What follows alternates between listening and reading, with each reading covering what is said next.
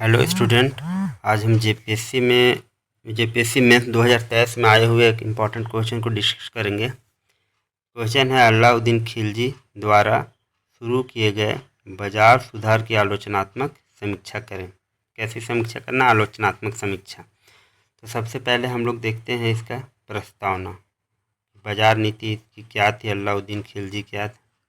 अलाउद्दीन खिलजी 1296 से 1316 जो कि दिल्ली सल्तनत के अंतर्गत खिलजी वंश का दूसरा शासक था।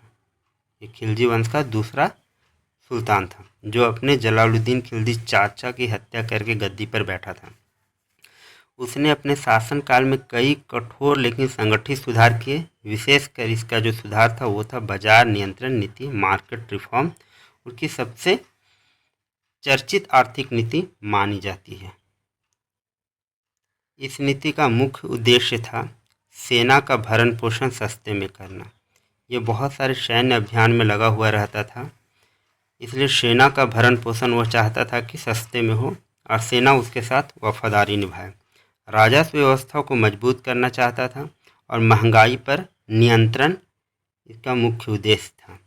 सुधारों में प्रावधान क्या क्या किया? यह अनाज पर नियंत्रण किया। अनाज पर नियंत्रण के लिए दिल्ली और आसपास के क्षेत्रों से अनाज सीधे राज्य के गोदामों में लाया जाता था। अनाज सीधे राज्य के गोदामों में जमा कराया जाता था। सरकारी गोदामों से अनाज की सप्लाई नियंत्रित की जाती थी।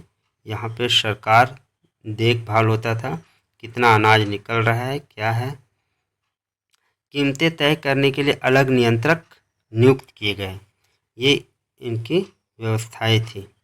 इसमें मंडी व्यवस्था में दिल्ली में 4 प्रमुख मंडियां स्थापित की गई।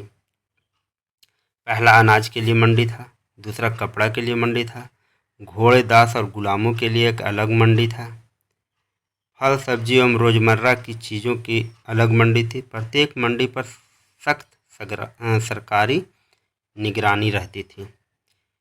कीमत निर्धारण, प्राइस फिक्सेशन क्या था? सभी आवश्यक वस्तुओं की निश्चित कीमत तय की गई, कीमत निश्चित कर दी गई। व्यापारी उससे अधिक दाम नहीं ले सकते थे। अगर दाम ज़्यादा ले लिए तो कठोर दंड का प्रावधान था, बहुत कठोर दंड दिया जाता था। किसी भी प्रकार की जमाखोरी व काला बाजारी पर कड़ी सजा दी जाती थी।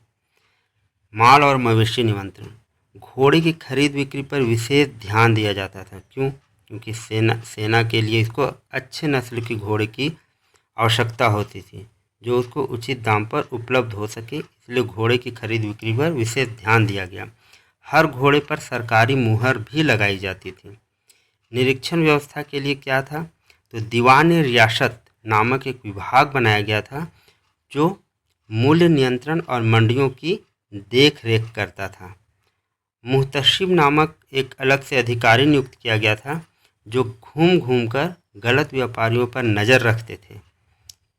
इनकी उपलब्धियां क्या थी? उपलब्धियां इससे ये हुई बाजार नियंत्रण नीति से कि महंगाई पर नियंत्रण हो सका, अनाज व अन्य वस्तुएं सस्ती दर पर मिलती थी। सेना को लाभ हुआ कि सेना का वेतन कम था लेकिन वस्तुएं सस्ती मिलने लगी, जिससे उसे जीवन यापन में कोई परेशानी नहीं हो रही थी। व्यवस्थित बाजार था, जमाखोरी, काला बाजारी और मुनाफाखोरी पर रोक लगी। राज नियंत्रण की शक्ति, यह नीति सुल्तान की सशक्त प्रशासनिक क्षमता का प्रतीक बनी। कठोर बाजार नीति के कारण राजस्व बढ़ा और जिससे राज नियंत्रण की शक्ति बढ़ी। इनकी आलोचनाएं क्या हैं? अत्यधिक कठोरता, मामूली उल्लंघन पर भी कठोर दंड दिए जाता था जिससे व्यापारी वर्ग में असंतोष बढ़ गया। कृत्रिम व्यवस्था, यह बाजार व्यवस्था केवल बलपूर्वक टिक पाई। सुल्तान की मृत्यु जैसे हुई यह बाजार व्यवस्था भी ध्वस्त हो गई। उत्पादन पर असर, किसानों और व्यापारियों पर दबाव डालने से उत्पादन व्यापार की गति प्रभावित हुई। किसानों और व्यापारियों पर कठोर प्रतिबंध लगा हुआ था। किसानों को अनाज जो है गोदामों में जमा करना पड़ता था, जिसके कारण उत्पादन वगैरह प्रभावित होने लगी। अल्पकालिक सफलता, दीर्घकालीन आर्थिक सुधारों की जगह यह केवल तत्कालिक सैन्य आवश्यकताओं के लिए बनाई गई थी। व्यापारिक वर्ग का दमन, स्वतंत्र व्यापार पर अंकुश लगने से व्यापारियों में बहुत असंतोष उत्पन्न हुआ। व्यापारी वर्ग की प्रगति बाधित हुई, इसलिए वो लोग इसका विरोध भी करते थे कभी कभी। इसका निष्कर्ष है अलाउद्दीन खिलजी ने के बाजार सुधार मध्यकालीन भारत के आर्थिक इतिहास की एक अनोखी घटना थी। इन सुधारों ने अल्पकाल में महंगाई पर तो नियंत्रण की, सेना को सस्ती आपूर्ति उपलब्ध कराई, लेकिन दीर्घकाल में यह असफल रहे क्योंकि इनका आधार केवल सुल्तान की कठोर शक्ति थी। तो अलाउद्दीन खिलजी के साथ यह खत्म हो गई, न कि आर्थिक तर्क संगतता। इसलिए इसे एक व्यक्तिनिष्ठ और अस्थायी सुधार कहा जा सकता है। Thank you student. ये इम्पॉर्टेंट पॉइंट्स है, इसको यूज करके आप जेपीएससी मेंस का क्वेश्चन लिख सकते हैं। Thank you. Subscribe for more updates.